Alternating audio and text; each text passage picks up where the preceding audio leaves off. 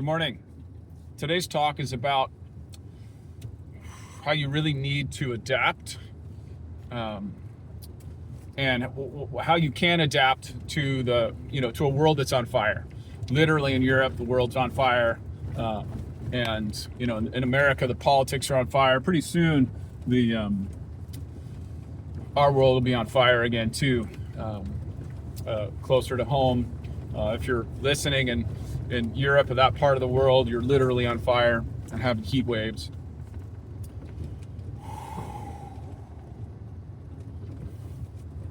So I want you to wake up. If you're not already there, I want you to wake up. Maybe I want to help you. I want to help you prepare. So I don't want to lecture you. I want to help you prepare for what's already here.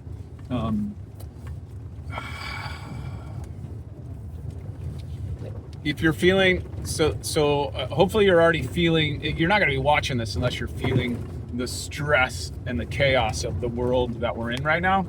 So in this talk, I'm just going to outline as many strategies as I can, as many mindsets as I can to help you deal. Everything that I do is to help you deal in reality with what you need to do, and psychically, emotionally, psychologically, physically in your body to deal with that. So the approach is a wisdom-based approach, like a full embodied wisdom-based approach of how to deal with the crisis and the chaos and the burning of the planet. The planet's been on fire. We've been slowly heating, and now it's going to start. The acceleration has begun. It began a while ago, but it's heating up even more. The conflicts and the war, that's another heat element aspect. Again, a couple of notes about these talks. I may talk fast, but I'm going to stop and pause and take breaths, and I encourage you to stop and pause and take breaths with me. We need to stillness is the place of wisdom. Greatest of all time, we're able to access stillness. The most detrimental, overconfident people of all time, the Donald Trumps of the world, no access to stillness. Plus, your nervous system really needs that stillness. Especially if you're a little bit on the anxious side. I tend to be on the anxious side, and that's not a bad thing. Don't let anybody tell you that being on the anxious side makes you less of a man or less of a powerful human being. It's a superpower. It's the flip side of some of your superpowers. The anxiety is the hyper focus that you can achieve. You just need to learn how to direct it.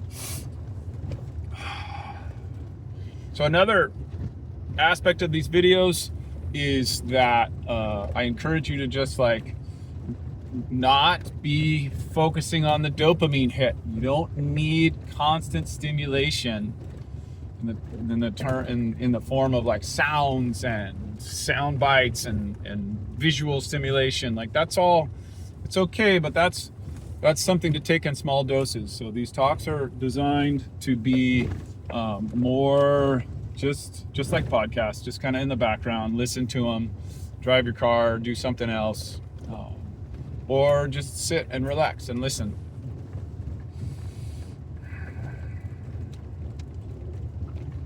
And a lot of times the juice, the gold, the nuggets of these talks come a bit later on in the talk.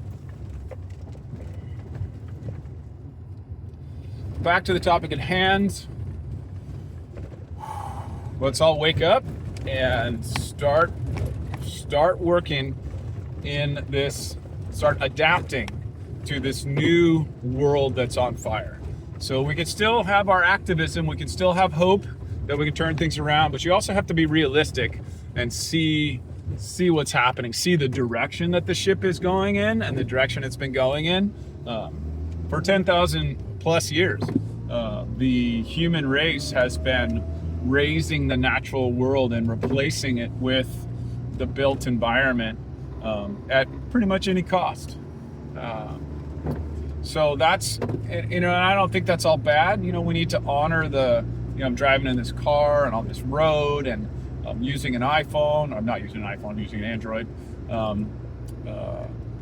And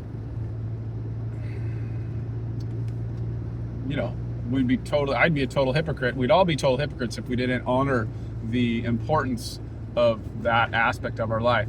But the truth is it's gone haywire. It's totally over the top, and there's way too much focus on technological advancement and not enough focus on the nuance of healthy ecosystems.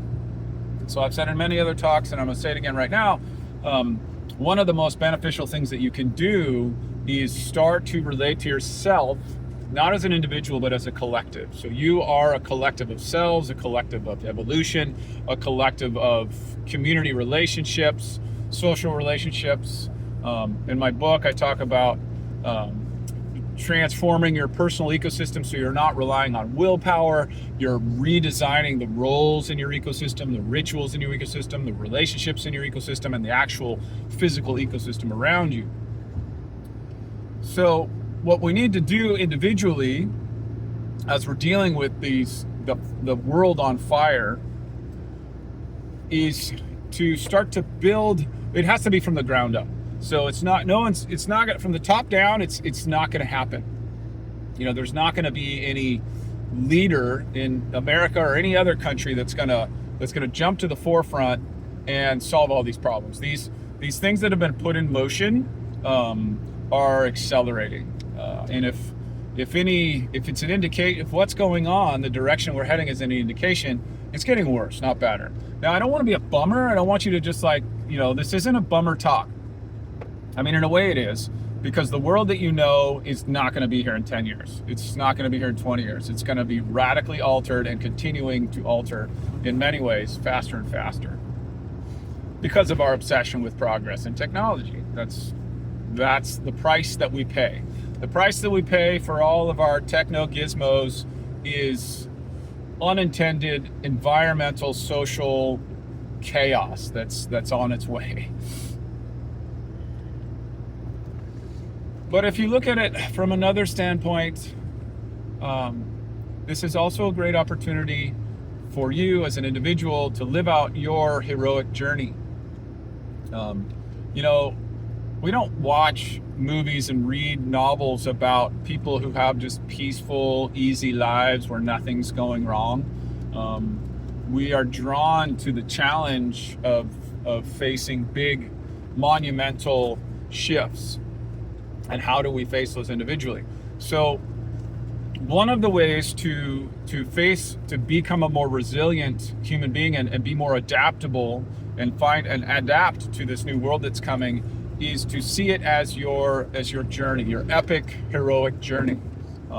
If you're not familiar with the works of Joseph Campbell, the hero's journey is it's archetypal, and it's foundational through all mythic spiritual traditions. Now, every time I talk, I need to define mythology because people don't understand what mythology is. Mythology is not untrue fairy tales. What mythology is the collective truth of the human experience, and it's clothed in a cultural term. So if you listen to my other talks, you've heard me say similar stuff like that, but it bears repeating. We forget that all the stories that we watch, even the modern ones like Star Wars, those are mythologies that are clothed in that are sort of a particular time and place. So, the religions of the world, those are all stories of a particular time and place, a particular ecosystem, a particular culture, a particular civilization. But the truth is underneath that. For example, this is another thing which has really rocked me just in the last couple of days. And I hope it will really help you.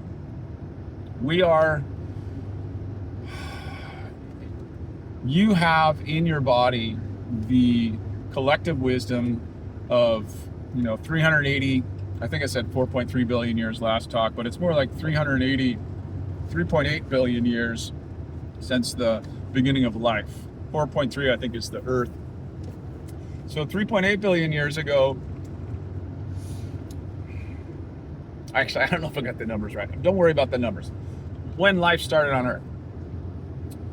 All of that lifing led up to you. And if you got to think about it like a funnel. So you're here, and then you have your grandparents, your great grandparents, and your great great grandparents, and then it multiplies out by a factor of 2.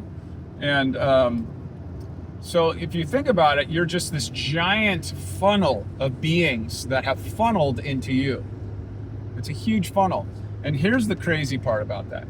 I was asking AI sort of to do a calculated estimate of how many beings it took, how many births that are sort of embedded in the wisdom of your body. And it's 100 trillion. So 10 to the 14th power was just an estimate that it came up with, which is probably fairly accurate. So try to imagine that. That's how many births and evolutions came to you. And not only just like straight in a line, it's like in a funnel, like all these different entities that sort of across species and life. And then inside of that, there's the life, the community of life that existed around each one of those entities and how they all synergistically work together. So one of the things that I'm trying to get people to realize is the embedded wisdom inside our own bodies. And again, I have to say that it's a big mistake in monotheistic Middle Eastern traditions when they separate the body from the spirit. It's a big mistake. That's not the right way to go. That's why. So I'm really interested in root causes. So if you really want to help heal the earth, you got to attack the root causes, or try to heal the root causes, or reveal the root of what's going on. So the root is this idea of the split between spirit and matter. That's the root of the illness that is around the world that needs to be gotten rid of. It needs to stop. It's wrong. I'm sorry. You can keep your religious traditions, keep your Middle Eastern ideas of religious Christians, your Christianity, your Judaism, your Islam. You can keep all that stuff, but you got to change that. You got to change that and bring it back to that spirit and matter are one. That your body is a manifestation of spirit and matter, and that the spiritual essence that is you comes out of your body. It's not separate from your body. It comes out of your body. And then that brings people to their fear of death, because one of the reasons I believe that these traditions split spirit from matter is that then we don't have to deal with the mortality of the body and the transformation that occurs when the body goes away, when the Alzheimer takes over the brain. It's death. You have to face death. So again, I'm going to come back to how do we deal with the world on fire. So what does fire element do? Fire, it destroys. It destroys and causes rebirth. A morel mushroom will thrive in a burnt environment. Wildflowers will thrive in a burnt environment.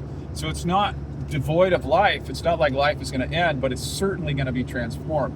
So you have to make peace. So again, you got to get to the root causes of these things. One of the root causes is in Western culture is this denial of death. So we're burning the planet as a result of our denial of the balance between the life and the death forces. Now I'm going to talk about human sacrifice and cannibalism a little bit, because people radically misunderstand what that is. The sacrifice on the mass of Jesus is the same thing enacted in symbolic form. So Jesus sits on the cross, he's sacrificed, and then in the Catholic tradition where you go and you eat the body of Christ and you eat the blood of Christ, that's a literal reenactment of the cannibalistic ritual. Now the cannibalistic ritual is all about the balancing of the life and death cycle, and how there is fertility and life at birth, and there's death, and that it feeds you. So there's this circular pattern. Now, obviously, I'm not saying we need to bring back cannibalism, but what I'm saying is is that we're gonna destroy the planet if we don't come back to this realization of the pattern of life and death. Because right now what we're doing on the macro scale, so in the technological world, there's this ethos of progress above nature, and that has to stop, and it's gonna stop one way or the other. It's gonna stop. I mean, unfortunately, there's so much momentum behind this culture that it's probably gonna burn the planet a heck of a lot more before enough of us wake up to realize the folly in what we're doing. It's almost like it's going to have to become inconvenient enough, because that's what we go with. We're constantly moving towards convenience. So the more convenience we have, the more we're drawn to more levels of convenience. It's like an insatiable beast that has to eat more convenience, always more convenience, not realizing that at the same time it's gobbling up the Garden of Eden that we wanted to have more time to enjoy. So you got to watch the beast of convenience. The beast of convenience is constantly eating your life and eating the life of the planet.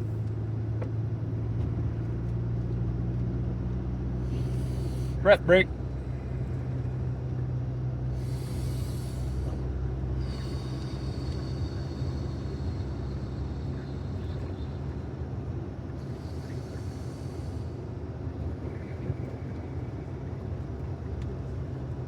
So the beast of convenience.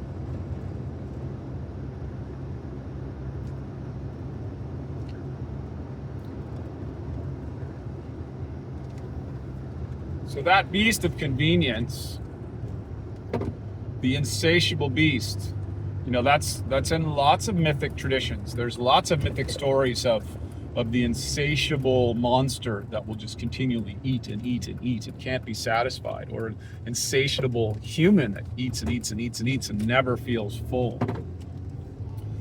So, and you'll hear me say this again and again, but we need to have a cultural transformation. So it's not, so many people today are so focused on policy and politics. That's not really the problem. The problem is the culture underneath it. And the culture underneath it is totally addicted to convenience. So for example, in a more ancient culture, there would be taboos. So in a way, it should be taboo to adopt a new technology that makes your life convenient without first making sure that it honors the cycles of life and the cycles of nature. For those of us that are on, like we really think we're on the path of healing nature, we have to slow down. We have to have the emotional courage to look at our own hypocrisy, because we are, we're still using, and we it's not our fault. It's like we're stuck in a system that promotes the destruction and consumption of the earth, but we still have to see we have to have the courage to see all of the pain and suffering that we're causing around the planet. There was a wonderful documentary last night, or a couple of nights ago, I watched PBS Terra, Human Footprint, and they were estimating that there's 35 million people that are in one or another form of modern day slavery, and a lot of it dedicated to fulfilling the supermarkets and the stores of the world with all of the modern Western conveniences. So, I mean, a lot of us know that, but you need to, there's blood on your hands. I guess that's a really good way to think about it.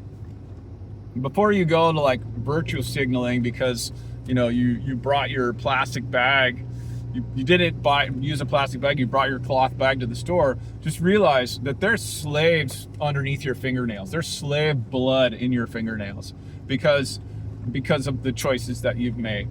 There just is. You're not going to get away from it. I mean, you could try, and we should all try. And that's, I guess, part of the point, is that we need to to try to be more conscious of our connection to the things that we buy all the time, because that's really that's one of the core things.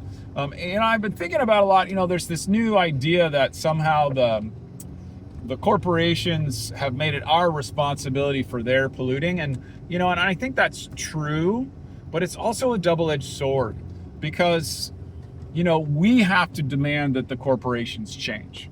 It's our responsibility to make sure that they don't, that our politicians and our corporate leaders, and voting with our dollars, we have to vote with the ballot box and our dollars and our time. We have to do that. It doesn't abdicate us from the responsibility of doing that. So both us and them need to take responsibility for that. Okay, so this talk, let's round it back home. So the world's on fire. So know that you have all that you need within you, right? The funnel of 100 trillion births into your body, the evolution and all the challenges that all of those beings face, and the communities that all those beings were in, like all that wisdom lives inside of you. Don't separate spirit and matter. That's a fundamental error. And step out. If you're in a particular religious tradition that tells you that spirit and matter are separate, you got to bail. I mean, you don't have to bail, but you got to tweak it in your own way so that spirit and matter are fused.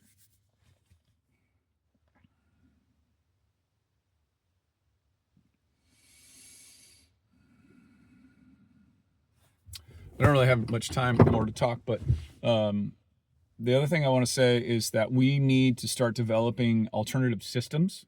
So get out in your local community and start, sharing, do like community food nights. Like we're just starting to get some fruit off of our fruit trees from having, planted our food forest. It's really just starting to produce a little bit now. So I'm going to try to get it out and connect with other people, and Skillshare. Start building resilient systems. Work on your herbal medicine. Get your local herbal medicine together as the healthcare systems in America start to fall apart. It's time for us to build the alternative community. It's time for us to build the alternative network. In the 60s, it was sort of a time of hope and opening, and there was a lot of wealth. Back in the 60s, America was an incredibly wealthy place, so they could kind of go out and just experiment, when it was easier and it worked. But now it's like a necessity. It's not like an experiment. It's like the system's starting to collapse. So we have to figure out ways to make these systems, these alternative systems, work. Leave me messages, leave me comments. Let's start building these alternative economies, this alternative spirituality, this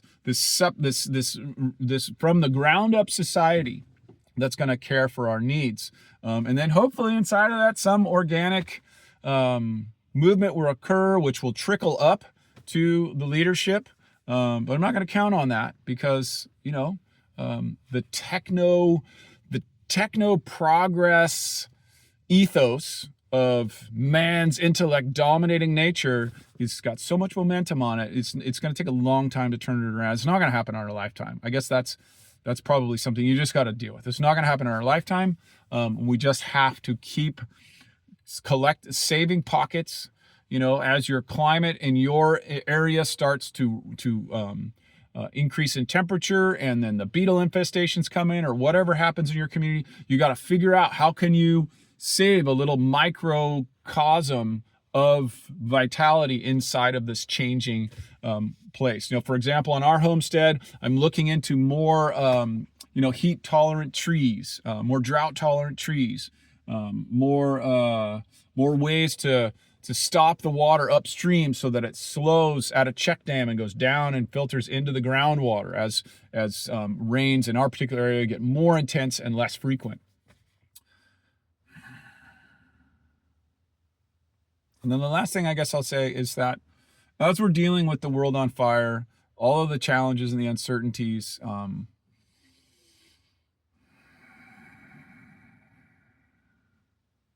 this is a natural part of the bigger cycle of life. It's a death cycle. And that doesn't mean that you have to be an agent of death and destruction and fire. You want to be an agent of light and life and abundance and vitality and joy. But you do that like in the epic post-apocalyptic journey where the world's fallen apart and you are a beacon of light. And then you find the other beacons of light. And we all start working together and we all start building this new society. We're going to build a new society from the ground up, from the ancient wisdom, from the inside body out, not from the old techno progress imposed from the top.